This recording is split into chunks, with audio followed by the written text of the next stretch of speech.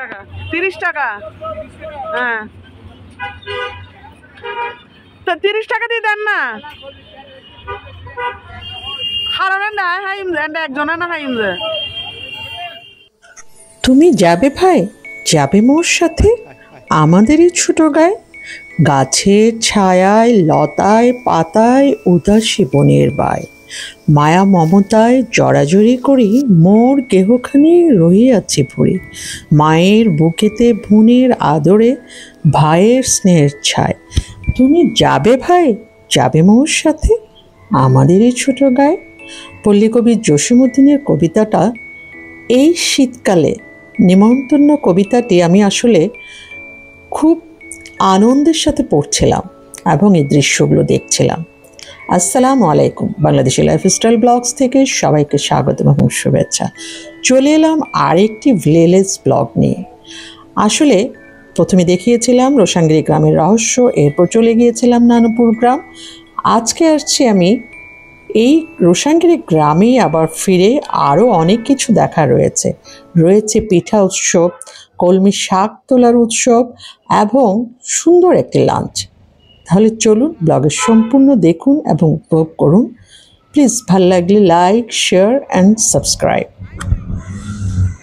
গলাগলি করি কলাবন যেন ঘিরিয়া রয়েছে তাই, সরু পথখানি সুতোয় বাঁধিয়া দূর পথিকেরে আনিছে টানিয়া, বনের হাওয়ায় গাছের ছায়ায় ধরিয়া রাখিবে তাই, বুকখানি তার ভরে দেবে বুঝি মায়ার মমতায়। এক্স্যাক্টলি পল্লী কবি জসীমউদ্দীনের নেমন্তন্ন কবিতার এই চরণগুলো একেবারে মিলে গিয়েছে। আমি যখনই এই পথ দিয়ে আসি ঠিক একই মায়া মমতায় আবেশে মুদিত থাকে আমার দুনয়ন।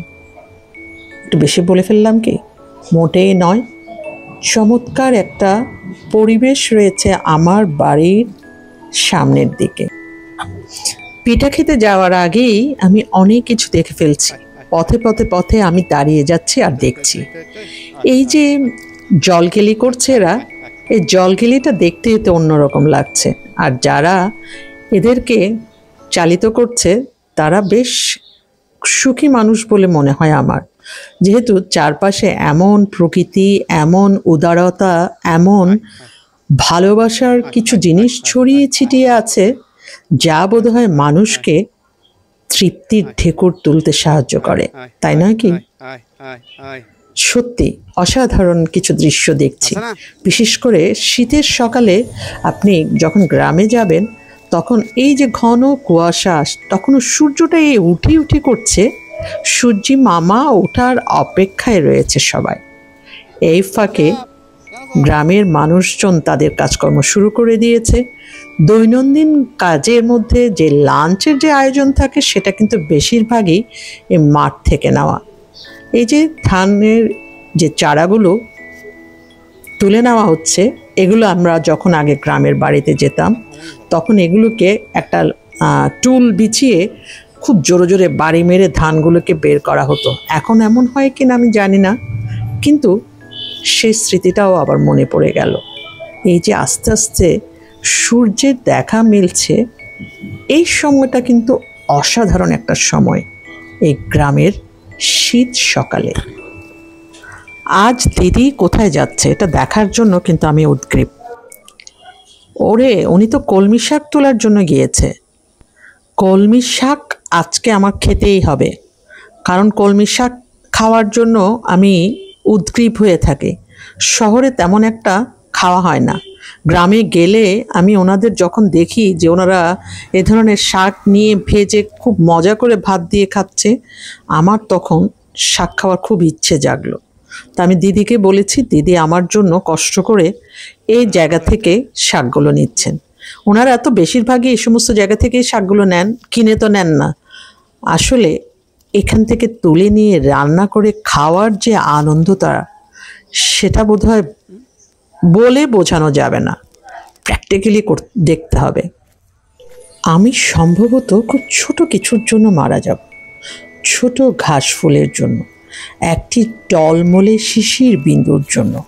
আমি হয়তো মারা যাব চৈত্রের বাতাসে উড়ে যাওয়া একটি পাপড়ির জন্য, এক ফোঁটা বৃষ্টির জন্য।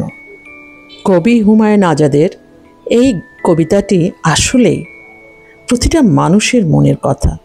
আমার মনে হয় আমি সম্ভবত এই সমস্ত ছোট ছোট জিনিসগুলোর জন্য খুব উদ্গ্রীব হয়ে থাকি। আমি খুব তৃপ্তির ঢেকুর তুলি যখন আমি এইগুলো আশেপাশে থাকি। এই যে আমি সম্ভবত এই আনন্দটুকুর জন্য উদ্গ্রীব হয়ে থাকি প্রতিটা সময়ে ক্ষণ। চলে এলাম কিন্তু আমার সেই পিঠার আয়োজনের জায়গাটিতে।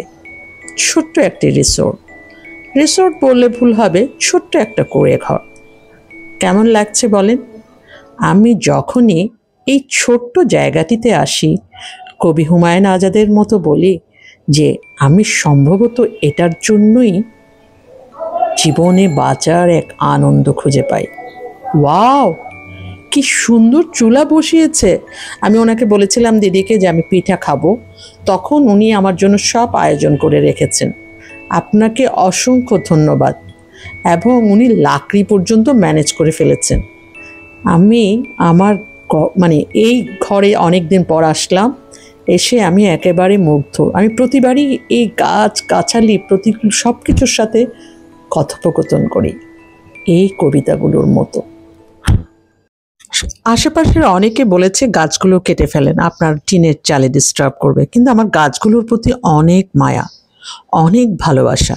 দিদি আমাকে বোঝাচ্ছিলেন এখানে কিছু গাছ কিন্তু বেশ আগাছা হয়ে আছে, কিন্তু আমার বেশ ভালো লাগে চারপাশে গাছগুলো এরকম ছড়িয়ে ছিটিয়ে থাকুক। আমি যখন আসবো তাদের আমি দেখে মুগ্ধ হই। লক্ষ্মী আমাকে আজকে পিঠা খাওয়াবে, দিদি আমাকে আজকে ওই যে কুমড়ো ফুলের বড়ি খাওয়াবে, কলমি শাক খাওয়াবে, আরও অনেক কিছু আছে। ব্লগের শেষ পর্যন্ত দেখুন এবং উপভোগ করুন। প্লিজ ভালো লাগলে লাইক, শেয়ার অ্যান্ড সাবস্ক্রাইব। আরও কিছু মানুষজন আসলে হয়তো উৎসবটা আরও একটু মুখরিত হতো, কিন্তু আমরা তিনজনেই কিন্তু বেশ উৎসব মুখর ছিলাম।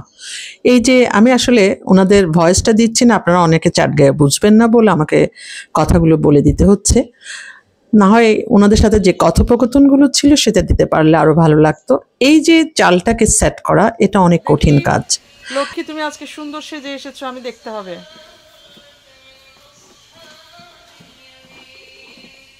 এখনো চিনি ফেলাই লক্ষ্মী রে, দিদি রে।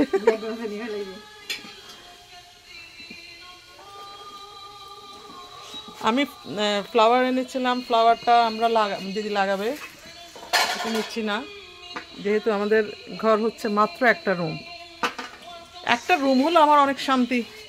কিছু মনে না বুঝুন, ওনারা তো রাজপ্রসাদ, কিন্তু আমি রাজপ্রসাদ না থাকিলেও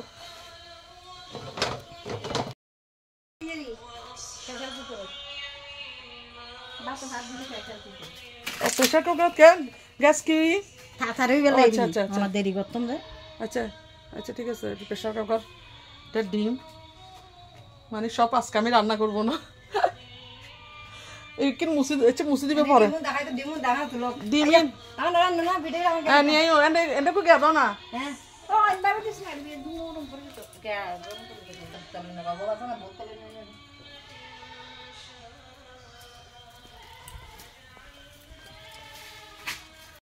যেহেতু আমি খুব দ্রুত চলে যাব, আমি 1-1.5টার ভিতরে বের হয়ে যাব, সেজন্য দিদি প্রেশার কুকার দিয়ে ডালটা রান্না করছেন। ডালের হিসাবটা আপনাদেরকে পরে জানাচ্ছি।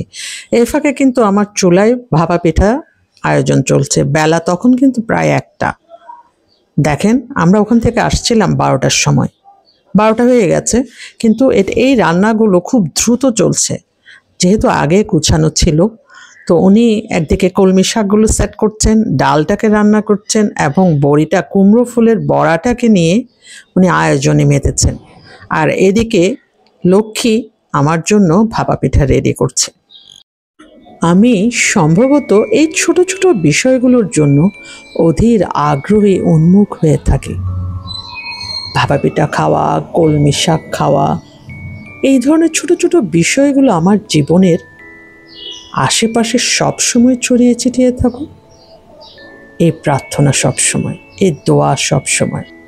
কলমি শাক তোলাটা যতটা সহজ, কিন্তু সেটা বাছাটা অনেক কঠিন মনে হয়েছে।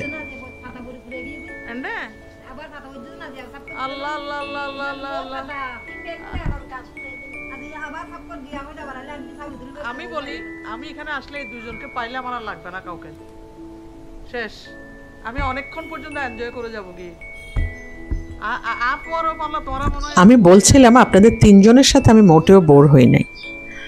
এদিকে লক্ষ্মী আমার জন্য পিঠা তৈরি করছে, ওদিকে উনি রান্না করছে। এটা ছিল আমার অপারেশনের আগের ট্যুর, সেই জন্য আমি এবার রান্না বান্না নিয়ে তেমন বিজি ছিলাম না।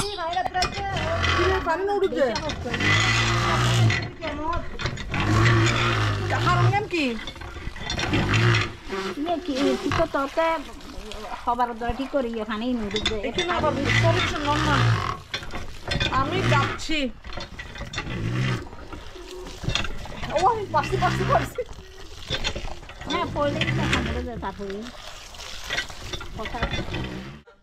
না না খাচ্ছি, না না খান না, এটা ফার্স্ট স্টার্টিং পিঠ, এখানে মানুষজন বেশি আছে। যদিও ছোট কিছুর জন্য বলছি আমি উদ্গ্রীব হয়ে থাকি, তবু বাইরে কিন্তু তেমন একটা ঘোরাফেরা করা যাবে না, যেহেতু গ্রাম বলে কথা। তো আমি দরজাটাকে লক করে দিয়ে আসলাম, কারণ ড্রাইভার সাহেব বসে আছে, যেহেতু বের হয়ে যাব। তো পিঠা দিয়ে এবার আমি খেতে বসেছি আমার সেই প্রিয় দোলনায়। সবার মনে আছে দোলনার গল্পটা কিন্তু আমি বলে দিয়েছি।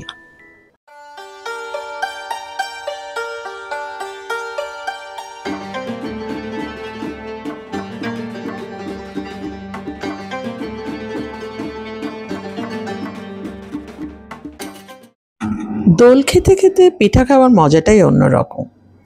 দিদি কিন্তু এখন মহা আয়োজনে আছেন, আমি ওনাকে ডিস্টার্ব করতে পারছি না, কারণ উনি আমার জন্য আজকে অনেক মজার মজার রান্না করবেন।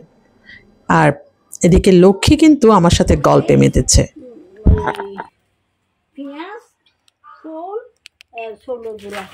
কাঁচামরিচ, পেঁয়াজ, চাউলের গুড়ি, হলুদের গুড়ি, তারপর হলুদ বেশি না দিউন, হলুদ বেশি না হয়।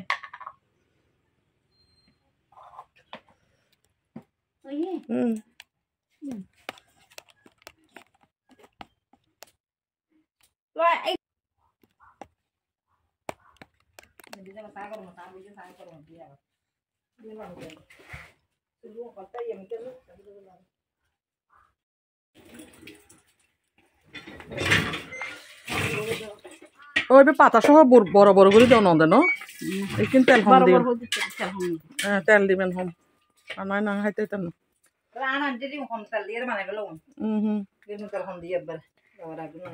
মানে অনেক জনপতি করে বানাইলো না, বুঝুন পাখি দেখি কই ময়না পাখি, ওই যে ওই যে লক্ষ্মী বলছে ময়না পাখি পিঠা দিয়ে আয়, লক্ষ্মী বলতেছে ময়না পাখি পিঠা দিয়ে আয়। গাছগুলো আসলে কি গাছ বলছে, যে কি গাছ, গাছের পাতাগুলো কি ফেলছে কেন?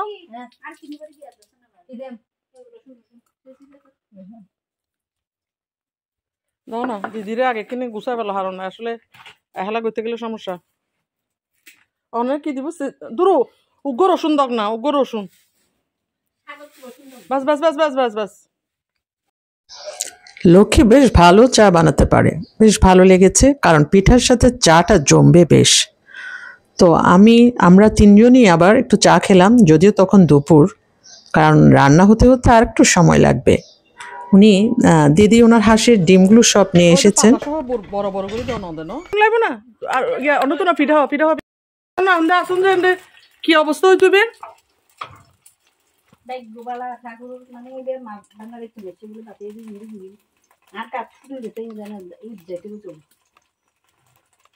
আমার পড়ানো হয়ে কি পোয়ারাই না, পোয়াই কিছু না লাইন দিয়ে আনতে খাওয়া লাগিয়ে না আমরা কই দিই, ঠিক আছে বুঝি, কারণ ও দেখি যে তোর মা বিষয়টা নতুন মনে করতেছে না।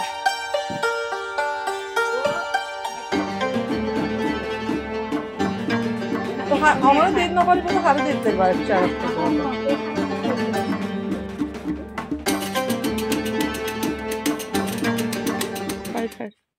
আজ এর লক্ষ্মীর বেশি সুন্দর লাগে, প্রত্যেক সময় লেই আইবে হার নাই ছবি তুললাম দেবে কনফার্ম তা হতো। আর বাদা মাছা তোমার আন্টি রে হ্যাঁ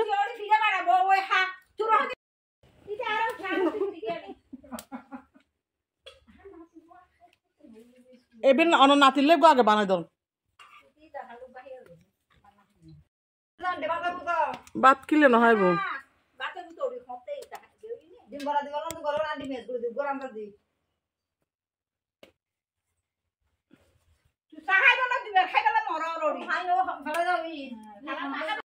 উনি ফাইনালি এটা রান্না করে ফেলছে বড়া শাক ঠিক আছে এই ড্রাইভার সাহেব ডাকিব না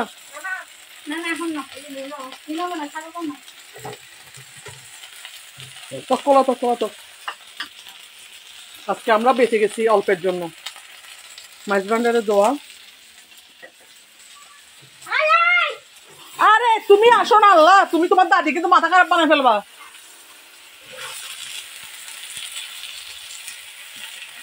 হ্যাঁ ওটা ব্লাউজ কিনে দিলাম কেন তো আমরা বুঝতে পার না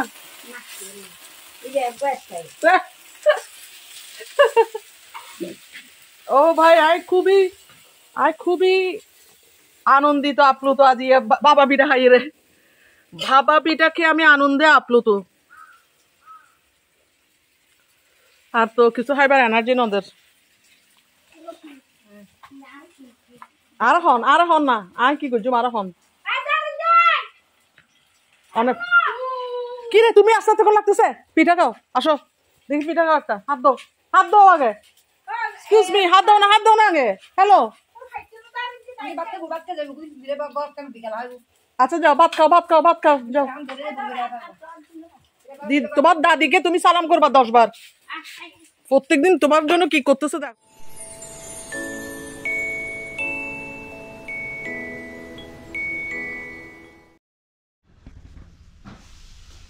একটু আগে একটা বিশেষ দুর্ঘটনা থেকে আমরা বেঁচে গেছি সেটা হচ্ছে যে কি ম্যাচের জিনিসটা নিয়ে রাখছে ওখানে গ্যাসের ওখানে পুরো ফুটে গেছে গরমে আল্লাহ উনি এটা আমি থাকলে তো আমি বরবাদ আর আম্মা হয়তো তুই সেখানটা কিনলে কি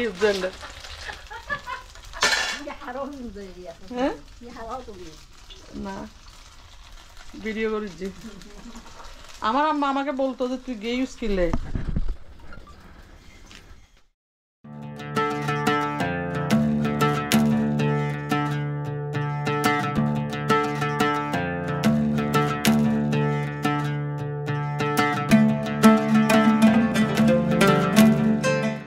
এবার হইলো তোর আয় আসলে ওনারা আবার কি মনে করেন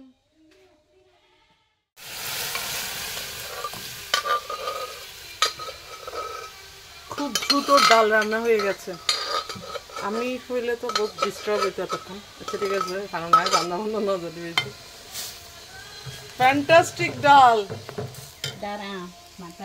আরো কি বাকি আছে ও ডালের মধ্যে হলুদ দিবেন যে ওনারা পরে না দিতো আর দিও না হলুদ আই জিনিস কেন হম ভাই ওই তো তা না এই প্রথম আমি ওনার রান্না দেখছিলাম ওনার ডাল রান্নাটা বেশ সুন্দর ছিল প্রেসার কুকারে আসলে আমরা রান্না করি না তো আমি প্রতিবার আসলে এখানে হয় চুলা বা মাটির চুলা বা যেভাবে হোক রান্না হয় কিন্তু আজকে ওনার ডাল রান্নাটা দেখে আমি খুবই মুগ্ধ খাওয়ার সময় জানাবো কেমন হলো এবার পিকনিক নিয়ে আর টোলে আজকে আমাদের লাইটার ইয়ে হয়ে গেছে নষ্ট হয়ে গেছে এখানে ডাল দাও তুমি খাওয়ার পর ড্রাইভার সাহেবকে একটু ডাকিও তো ড্রাইভার সাহেবকে ডাকো তো কে আসছে এটা কে ওই বড়াই আরো বাইর জমানো দর না এই তুমি বাসন নিয়ে আসো না তুইও না আমি ইয়া করি তারপর শাক নিয়ে আইও না সবাই আমরা পিকনিক খাচ্ছি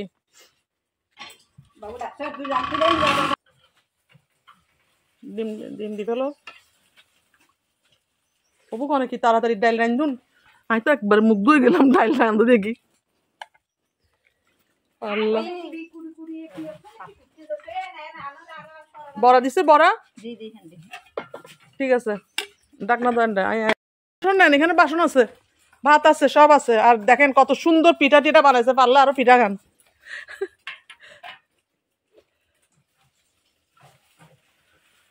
আজি বহুত জনের আয়োজন আছিল, দরকার আছিল। এবার প্রত্যেকে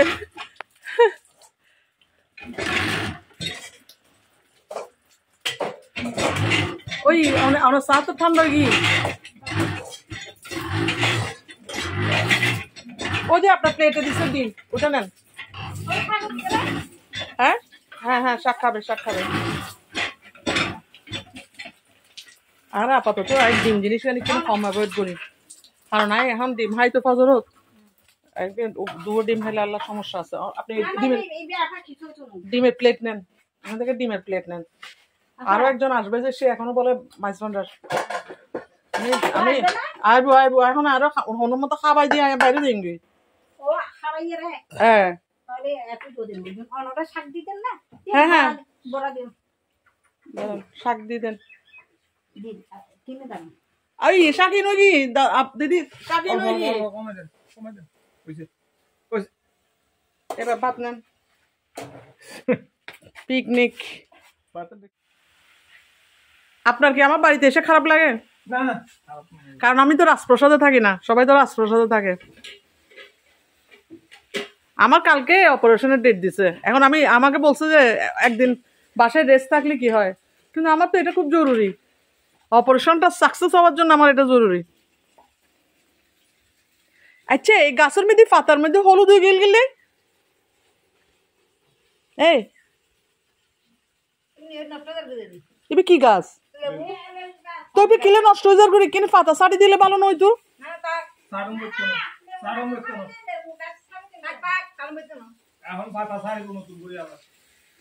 আচ্ছা, পানি লক্ষ্মী কেন পানি দন করবে যে গ্লাস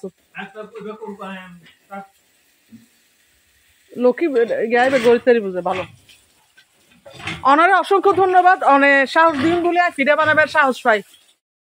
উনি রান্নার ফাঁকে এসে নাতিকে খাওয়াচ্ছেন, এটা দেখে আমার সেই ছোটবেলার কথা মনে পড়লো। আমরাও দাদির কাছ থেকে কিন্তু এভাবে ভাতের নলা দিয়ে দিয়ে খেতাম। এটা অন্যরকম একটা বিষয়, এটা যারা ফিল করেছে, যারা এটার সাথে ছিল, তারাই বুঝবে বোধ হয়। আসলে এই মায়া মমতার কোনো তুলনা নেই। ওমা তোমার যে এত আদর করে খাবার এনে তো বহুত, তুই মন রাখতে নই না, আর জানি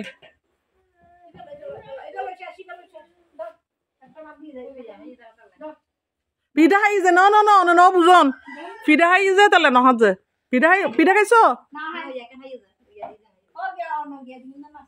ও আচ্ছা, বেশি নদীও শাক, কারণ আবার হজম নহইলে জামলা তুলে যাই। ওই ওই আর নদী ডিম হাই যে না না না, নদী নদী নদী না না, হাইতে কেন আর ডর লাগে এখন, কারণ একবার পেন উঠিলে অন্য জানি না না। রাজকীয় আয়োজন নয়, কিন্তু সাধারণ খাবারগুলো যে এত অসাধারণ হবে আমি ভাবতেই পারিনি। আপনাদের খাওয়াতে পারলে আরো ভালো লাগতো, সত্যি অসাধারণ। না না, ওই ডাল অনেক মজাই, প্রেশার কুকারও তোর লাইন নাকি আইনো জানি, তবে খুব মজা লাগে। বেশ বেশ বেশ,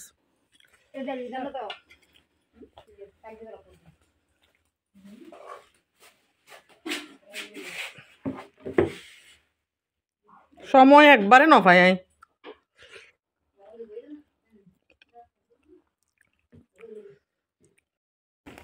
আর ভাত খাইতে সময় না লাগে না, কিছু লাগবে না। আমি ওনার জ্ঞানী এত তৃপ্তির সাথে বোধহয় আমি অনেকদিন পর খেলাম।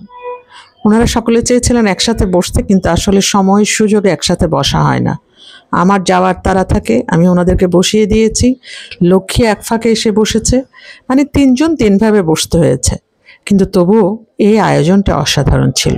আপনাকে অসংখ্য ধন্যবাদ। খাওয়া দাওয়া শেষ, সব যেভাবে আছে সেভাবে ওনাদের দায়িত্বে দিয়ে আমি চলে যাচ্ছি।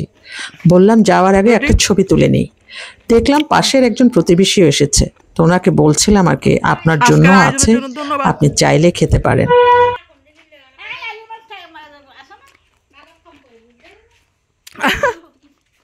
বাগত বহুত আছে, আইন না এটা বহুত আছে। Thank you thank you thank you. বহুত রান্না বান্না করছি, ইতারা ফিরা বানাই। অনেক ফিডাও হাইতে ফিডা আছে না? ওকে ওকে।